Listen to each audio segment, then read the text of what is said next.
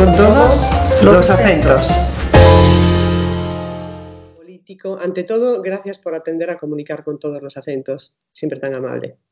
No, gracias a ti por la invitación. Es siempre un honor estar aquí contigo. Gracias. He requerido tu ayuda en esta ocasión para profundizar sobre los últimos acontecimientos en Brasil tras las revelaciones del sitio web de Intercept.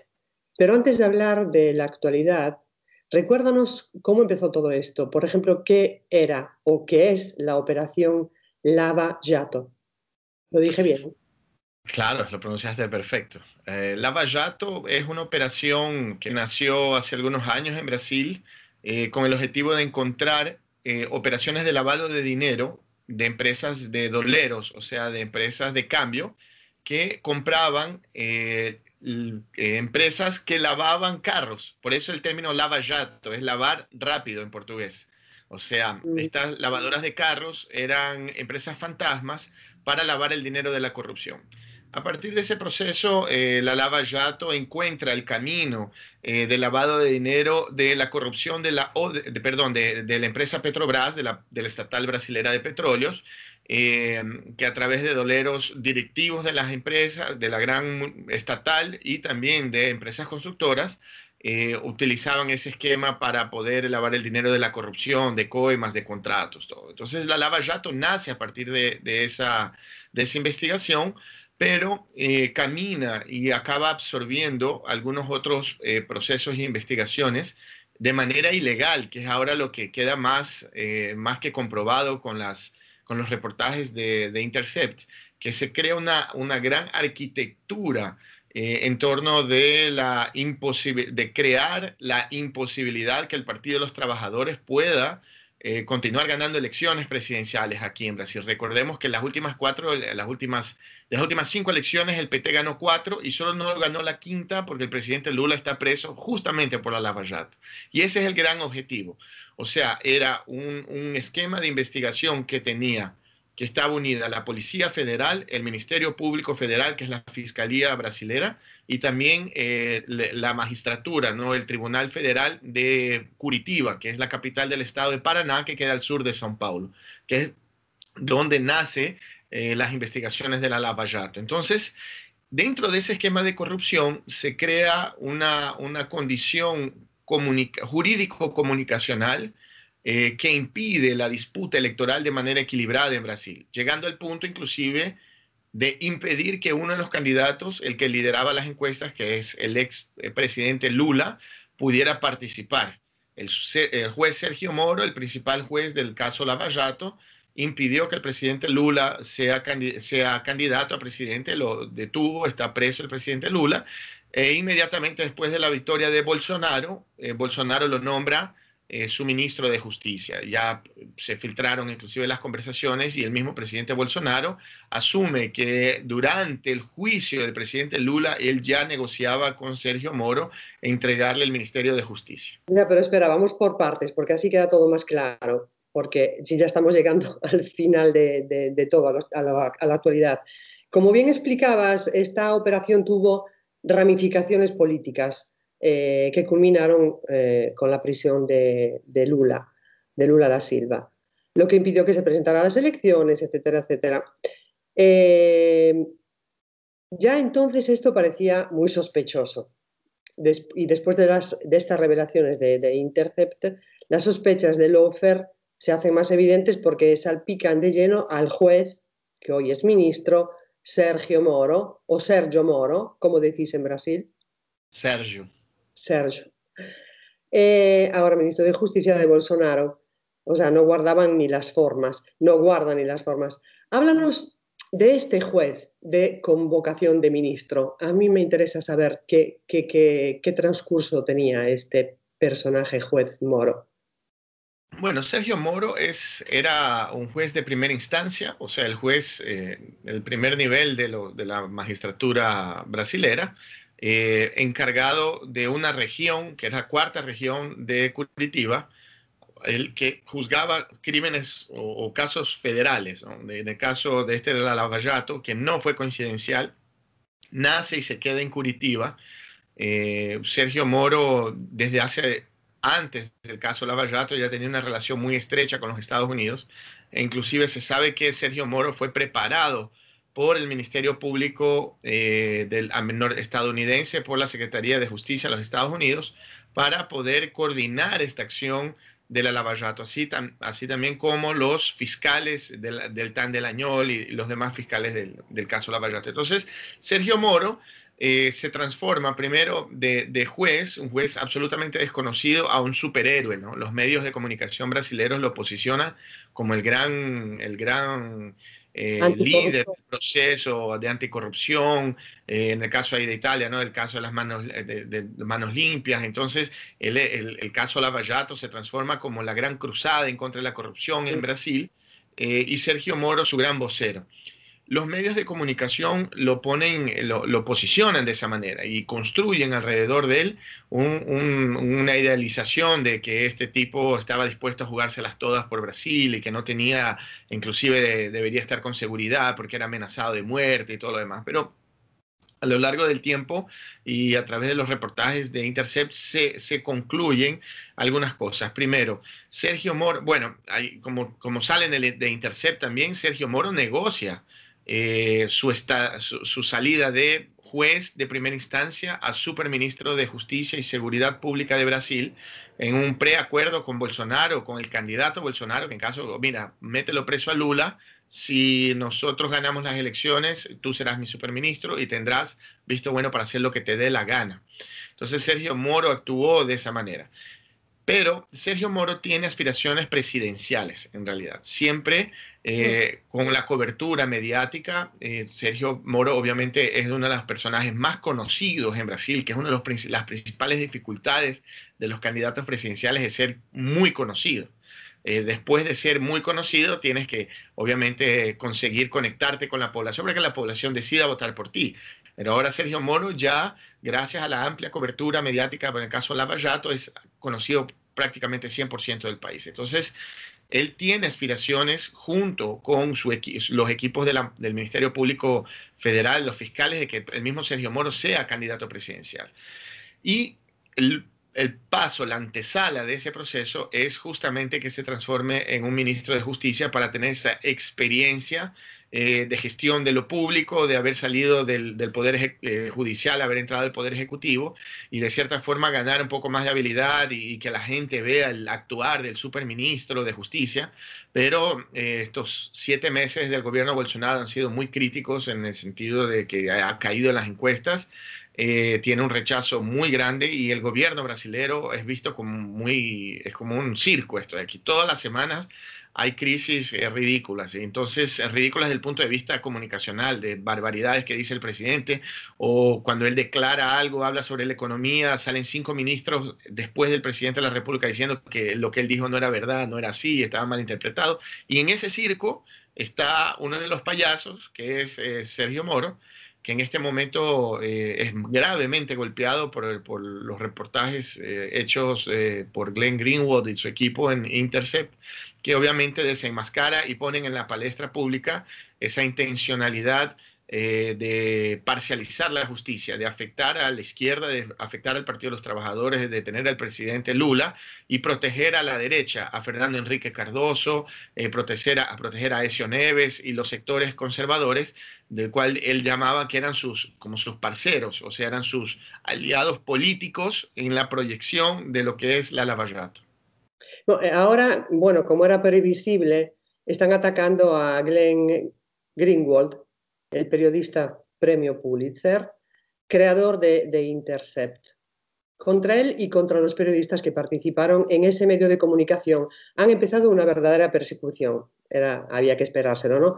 Dinos quién es Glenn Greenwald. Mira, Glenn Greenwald porque se está diciendo que no es nadie. No, es un estadounidense. Fue el hombre que destrozó la reputación de los Estados Unidos al publicar en el The Guardian un amplio reportaje con las informaciones entregadas por John Snowden. Recordemos que Snowden fue un funcionario de la CIA y de la NSA, que es la National Security Administration, o sea, es la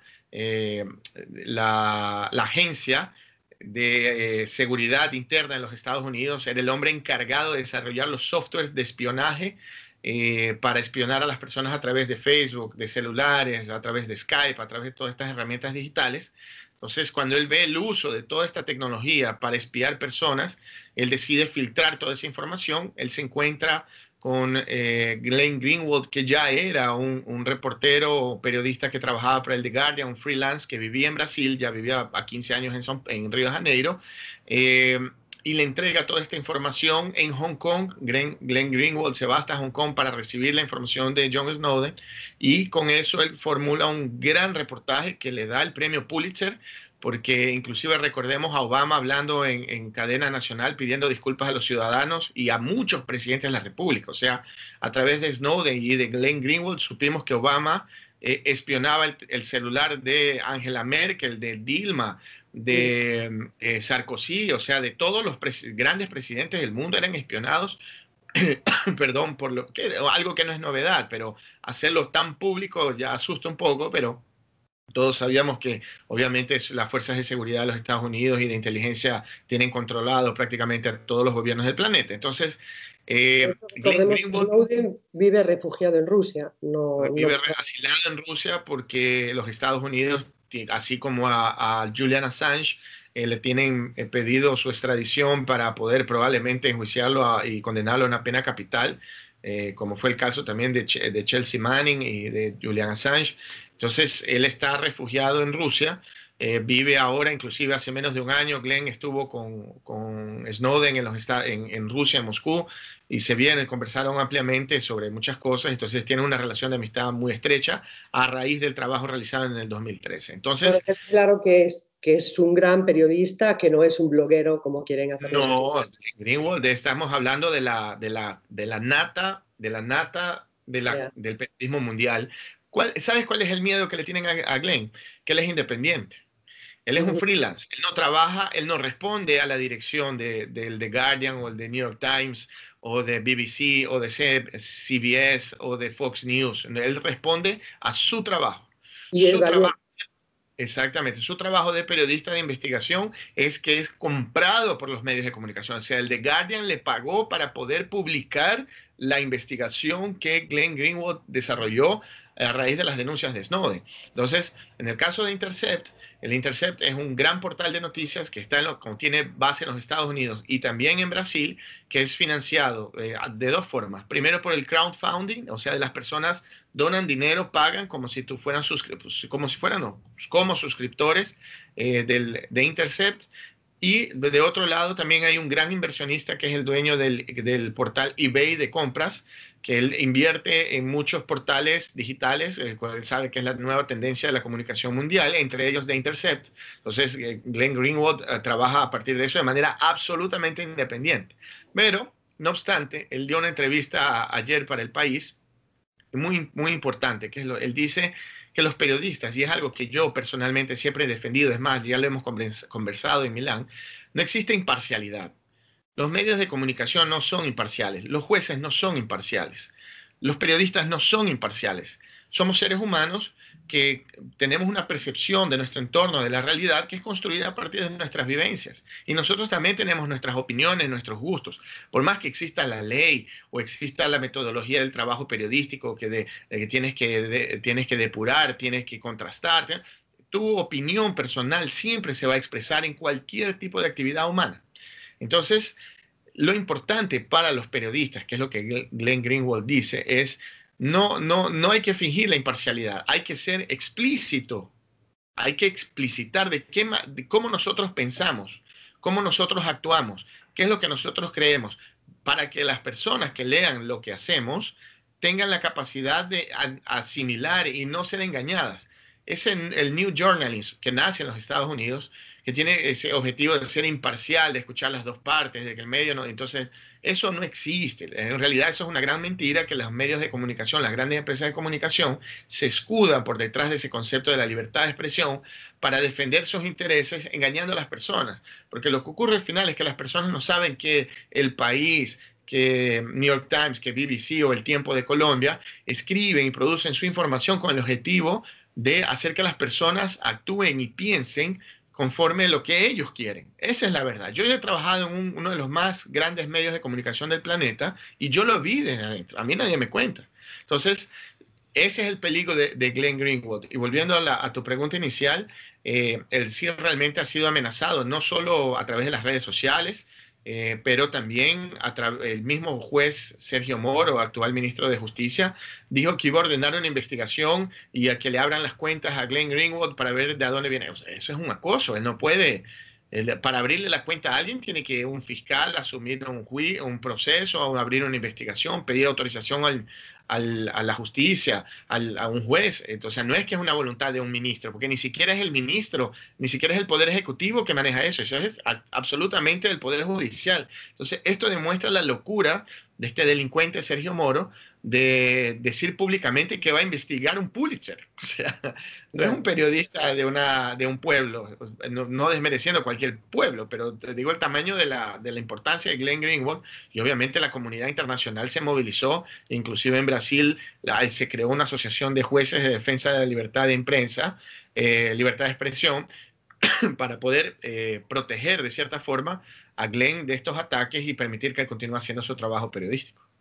Bueno, de los mensajes obtenidos por The Intercept han dado la vuelta al mundo. O sea, cuando salió esto fue una bomba que cayó en cada rincón del planeta. Impresionante. Pero ahora tengo la sensación de que se habla menos, ya no es noticia de portada. Y eso que salieron los audios. ¿Estoy equivocada? ¿O ya la cosa es correcto? Acuérdate que cuando Julian Assange con Wikileaks filtraron los 400.000 documentos estos de las embajadas de los Estados Unidos, el Departamento de Estado, y también el video famoso y trágico video de efecto colateral, ¿no? Que fue ese genocidio perpetrado esa masacre perpetrada por el ejército estadounidense en Irak. Él fue portada de todos los medios de comunicación, él prácticamente era un héroe a nivel mundial por hablar la verdad, por su valentía, y a lo largo de 6-7 años ahora se ha transformado Julian Assange en un hacker que violó a 2 mujeres en Suecia. O sea, no es más ni periodista, no realiza el trabajo periodístico, no ha dado su vida y se la ha jugado por la verdad, sino que él es un simple hacker violador. O sea, esto es el posicionamiento, obviamente, de las empresas de comunicación que como perros guardianes del poder hegemónico, de las finanzas y de los bancos en el mundo, comenzaron a actuar para proteger, obviamente, protegerse de estos nuevos personajes como Glenn, como Snowden, como Assange, como Chelsea Manning, que utilizan la tecnología, que utilizan el trabajo, la comunicación en red para producir contrainformación, o sea, para producir una información que no dependa de los filtros editoriales de las empresas de comunicación que actúan para defender el interés de los millonarios. Esa es la verdad. Porque no crean, el mundo no puede continuar creyendo que BBC o RAI o Fox News o El Tiempo o Globo o Clarín o Sunday Times tienen como gran objetivo la defensa de la verdad y la sociedad, y lo que uno aprende, lo primero que lee en teoría de la comunicación social. Ni siquiera sacar a un inocente de la cárcel puede ser un objetivo. Para que no. Ellos trabajan por defender sus intereses económicos y punto. Y le mienten a la sociedad. Son una especie de cáncer de la sociedad, las empresas de comunicación.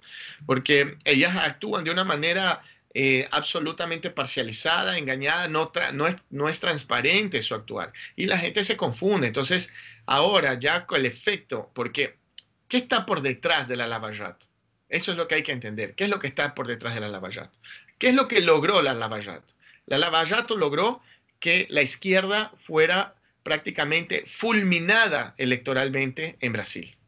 La presidenta Dilma siquiera logró ganar una elección a senadora, porque ella fue destrozada su reputación por el ataque bárbaro perpetrado por las empresas de comunicación, que actúan como partidos políticos. El presidente Lula está preso de manera ilegal, ilegítima, inconstitucional, es amoral.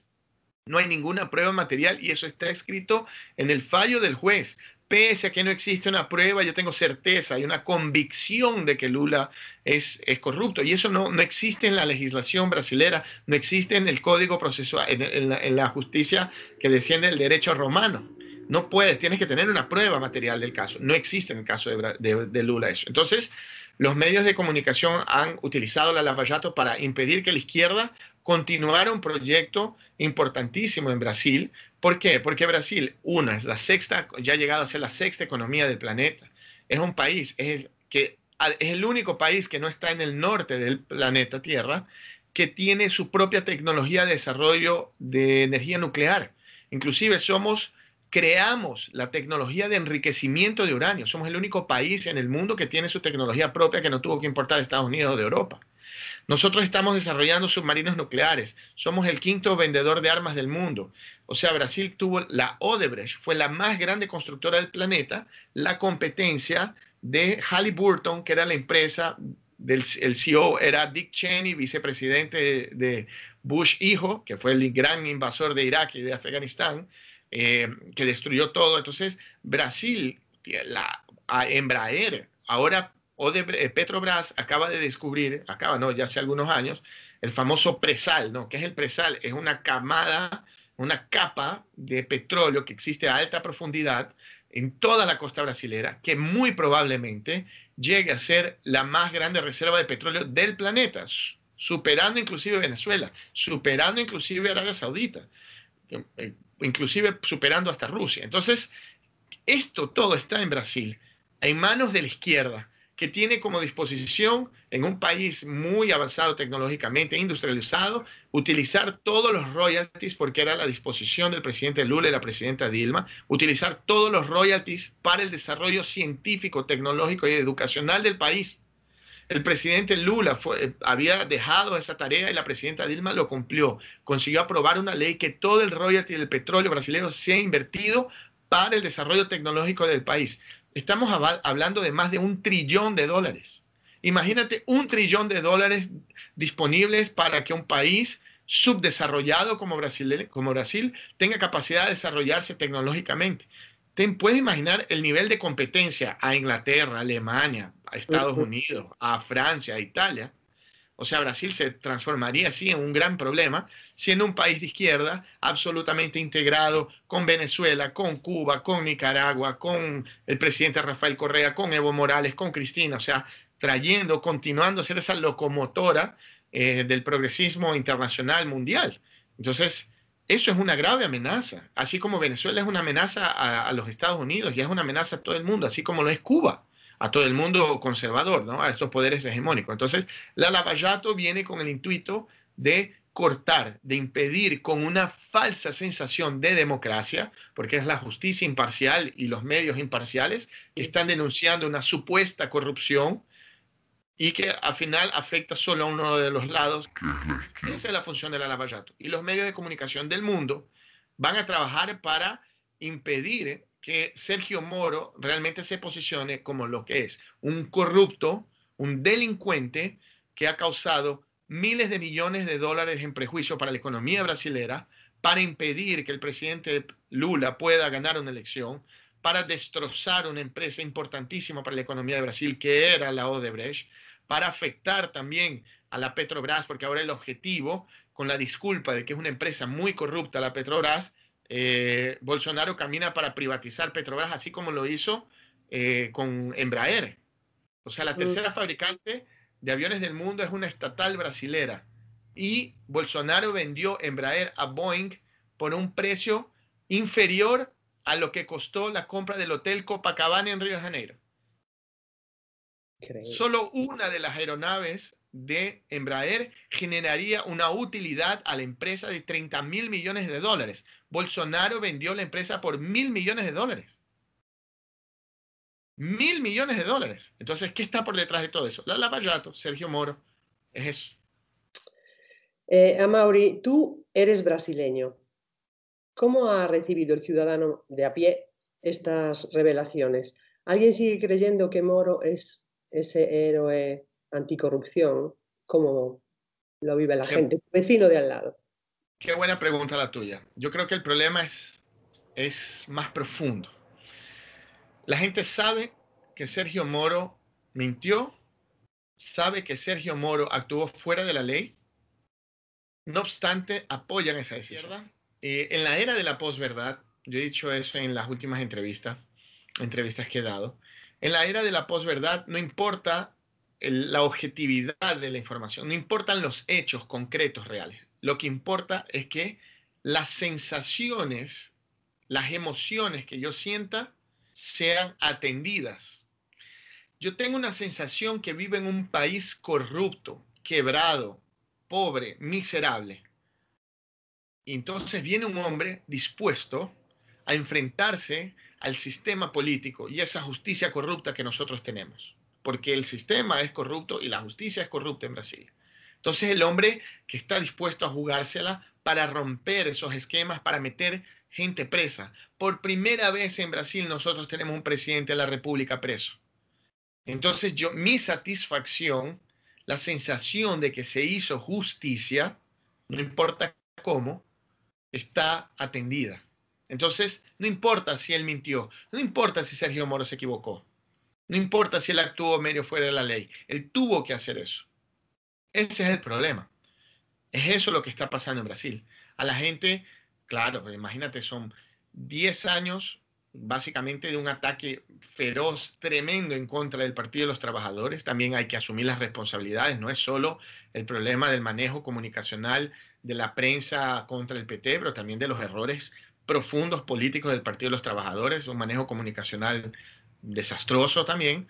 La presidenta Dilma, recordemos las marchas del 2013 y la reacción de ella, la forma de actuar fue todo un desastre que desencadenó, obviamente fue el gran momento a donde nace todo este tema del lawfare, básicamente en Brasil, para destruirla y sacarla del poder. Entonces, no se actuó de manera correcta. No es solo el ataque de la derecha conservadora, económica, financiera, pero también los errores de la izquierda en América Latina, porque esto se ha emulado en Ecuador. En Ecuador tenemos al vicepresidente Jorge Glass preso, inclusive el juicio y el documento escrito por el juez al momento de dar la sentencia es casi un copy-paste de lo que pasó en Brasil, o sea, es ridículo. Entonces, esto todo, pero eso ocurre por las fallas profundas también que la izquierda, nosotros nos hemos equivocado en todo el continente. Y hemos demorado en reaccionar y ahora estamos bajo acoso, porque obviamente la derecha en algunos países ya se ha empoderado de manera muy difícil de sacarlas del poder, como va a ser en el caso de Brasil, como va a ser en el caso de Ecuador. Entonces, a lo que voy es, esto tiene como objetivo hacer con que la gente ya no esté preocupada si se cumple o no la ley. Sergio Moro es un paladín de la defensa de la justicia y del combate al crimen. Entonces, si el tipo es como un cowboy, ¿no? Es una película del viejo oeste, que tú sabes que el héroe es también medio bandolero, ¿no? Entonces, él también es un prófugo, pero es el héroe. ¿Perdón? Por una buena causa. Por una buena causa, exactamente. Entonces, el fin justifica los medios y la gente lo aceptó. Entonces, la ciudadanía sabe, tiene conciencia, pero lo acepta. Conociendo y teniendo en cuenta la actual situación política de Brasil, ¿crees que estas conversaciones podrían llevar a la liberación de Lula? No.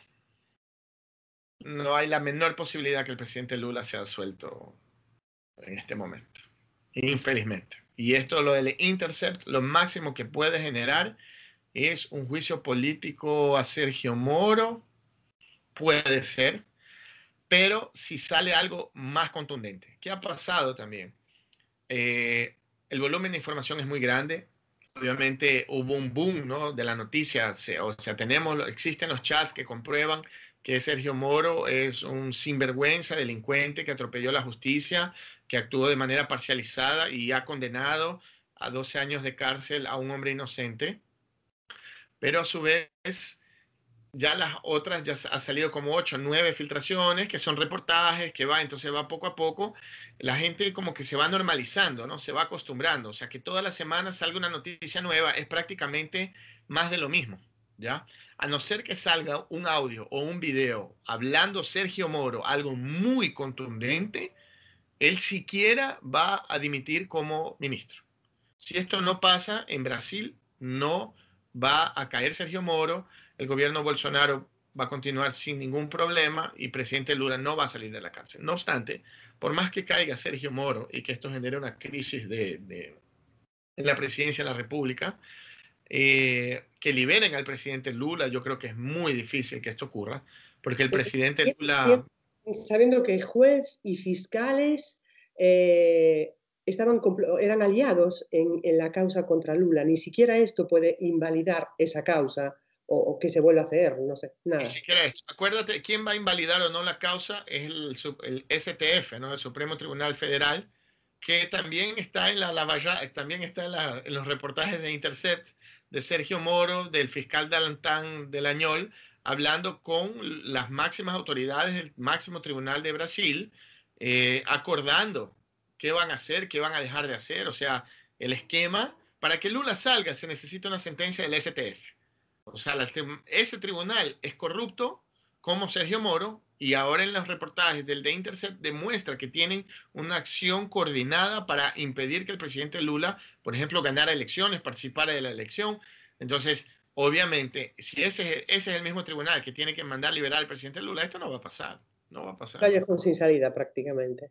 No, no hay cómo. Esto Bueno, no Mauri, se me ocurre que aquí en Italia pasó hace años algo parecido con la operación Manos Limpias. Uno de los jueces, el que se hizo más famoso, el que llevó adelante muchísimos casos, que había dicho que nunca iba a entrar en política, Berlusconi le había propuesto entrar en su partido y él rechazó. Después sí entró en política y bueno, todo acabó bastante mal. Ahora está desaparecido, o sea, no se sabe ya nada de él. Duró muy poco esto. ¿Crees que puede pasar algo así en Brasil? Sin duda. Es más, Deltan Delañol, el fiscal coordinador de la Lava Jato, él junto a un grupo de fiscales abrieron una ONG que tiene como nombre Lava Jato, que supuestamente es una ONG que debe incentivar la educación en la sociedad civil para combatir la corrupción. Y ellos habían negociado con la actual directiva de la Petrobras, de la empresa petrolera brasilera, para que ellos pagaran una multa de 500 millones de dólares con el objetivo de darle como una especie de un perdón. O sea, la Petrobras asume públicamente que es una empresa corrupta, paga una multa que es como que si estuviera devolviendo ese dinero de la corrupción a la sociedad, firma un acuerdo con el Ministerio Público, con la Fiscalía, y la Fiscalía para de investigar y como que perdona Petrobras. Solo que esos 500 millones de dólares deberían ser depositados en la ONG del fiscal. Ah.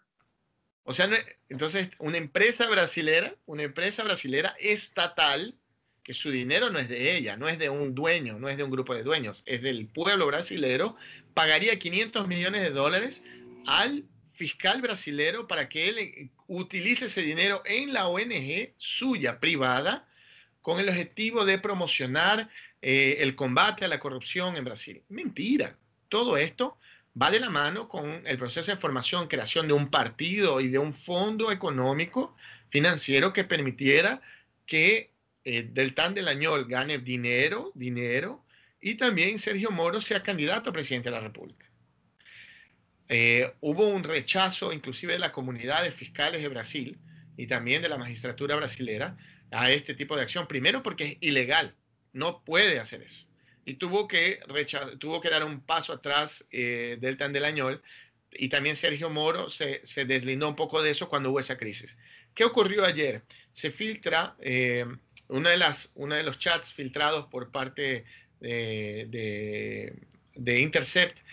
Se hizo un reportaje mostrando que Deltan Delañol conversaba con otros fiscales, inclusive con Sergio Moro, para crear empresas que vendieran sus conferencias, que vendieran sus aulas magnas, que permitieran que ellos dieran cursos específicos para ganar dinero por la promoción que ellos han tenido de la cobertura de la Lava Jato, mostrando la utilización económica privada de un caso de interés público en Brasil que tanto ha afectado la economía del país. ¿Me explico?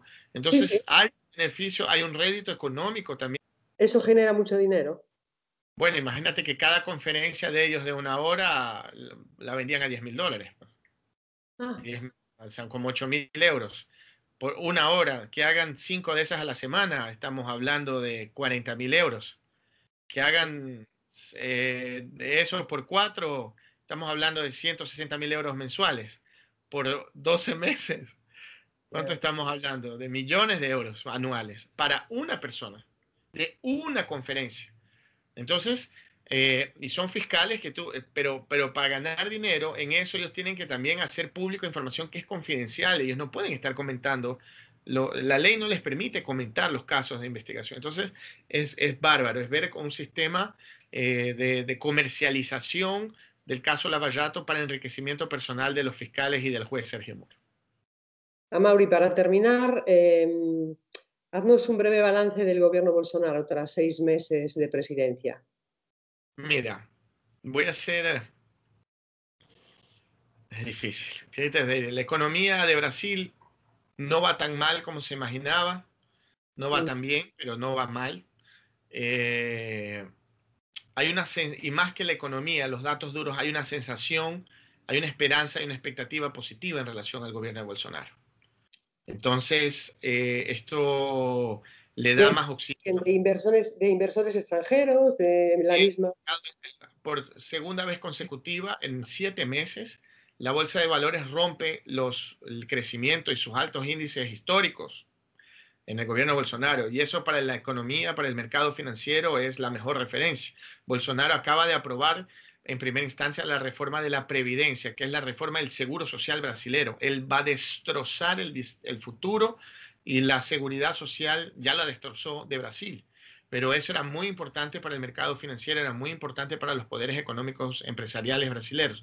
O sea, él tiene todo el apoyo del poder hegemónico, absolutamente todo el apoyo del poder hegemónico, y tiene gran apoyo popular. Bolsonaro en sus confusiones, en las estupideces que habla, él como Sergio Moro no dominan el portugués, entonces hablan palabras equivocadas, hacen flexiones verbales de manera, o sea, es una barbaridad como hablan el portugués, de verdad, pero es como habla la gran mayoría de las personas. O sea, las personas se identifican con Bolsonaro, porque no, tenemos que ser sinceros. Brasil es un país racista, es un país homofóbico, es un país ignorante. Es un país ignorante desde el punto de vista educacional. Es un Brasil, recién ahora, a partir del gobierno Lula, es que la gente ha tenido acceso a las universidades. Antes nadie tenía acceso a las universidades en Brasil. Mal podían terminar las escuelas, la primaria, la secundaria. Entonces, esta gran masa de gente que apoya a Bolsonaro son personas analfabetas funcionales que nunca han leído sus libros, que son machistas, que son homofóbicos, que son conservadores desde el punto de vista moral, son muy vinculadas a la iglesia evangélica. Brasil es un país que casi el 40% de su población tiene algún vínculo directo o indirecto con las iglesias evangélicas. Entonces, Bolsonaro es uno de nosotros en la presidencia de la República, es uno de nosotros de esa clase media, conservadora, ignorante, aspiracional, que llegó allá. Es diferente del presidente Lula, que era un hombre de pueblo, obrero, de estar en las fábricas, que es la gran masa de gente que tuvo esa aspiración, que querían salir de la miseria, de la pobreza, de esa angustia, y llegaron. Y Lula les cambió la vida, pero generó una clase media, incluida en el mercado de consumo, que es aspiracional, que es construida a partir de los valores capitalistas representados por Bolsonaro, no por el PT. Entonces, ahora él tiene un gran apoyo popular, Es una vergüenza lo que habla, es una vergüenza lo que dice. Imagínate que su canciller ha dicho y defiende, es parte del sector que cree que la Tierra es plana. Esto no lo había escuchado todavía. La Tierra es lo que se debate en la Cancillería brasilera. El canciller brasilero, y con mucha vergüenza, el canciller brasilero ha dicho que el problema del calentamiento global es el comunismo. El comunismo.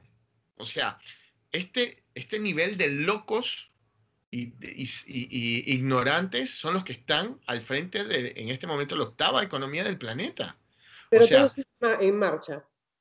Pero todo camina porque la gente que es gobernada por ellos, la gran mayoría se identifica con ellos. Es gente que realmente duda, ¿será que la Tierra es plana? O sea, imagínate, y es este tipo, claro, o sea, los niveles de debate son absurdos. O sea, imagínate, la ministra, hay un Ministerio de Derechos Humanos que es encargada de los derechos humanos y de principalmente implementar las políticas públicas para la defensa de los sectores de la sociedad más vulnerables, inclusive de las luchas históricas feministas. La ministra de Derechos Humanos de Brasil dijo que en Dinamarca se incentivaba a los niños de 2, 3 años a masturbarse en las escuelas y que eso era una corrupción moral y que eso se estaba trayendo a Brasil.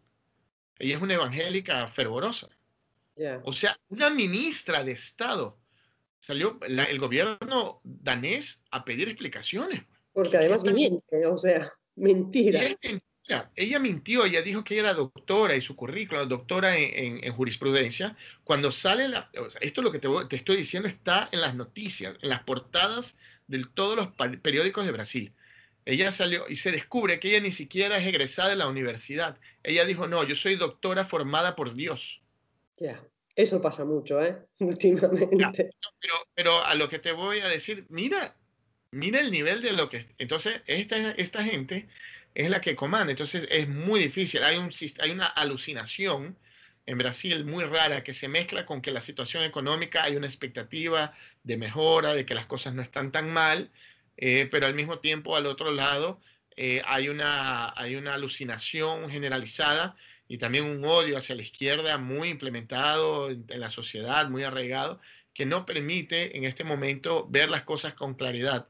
Y la izquierda está muy debilitada para lograr ese gran proceso de readecuar sus fuerzas para poder abrir canales de diálogos con el resto de la sociedad brasilera para poder encauzar a Brasil en un proyecto de desarrollo económico y social que incluya a todos, ¿no? Esa es otra cosa, porque este de aquí, como el de Macri, solo incluye a los ricos.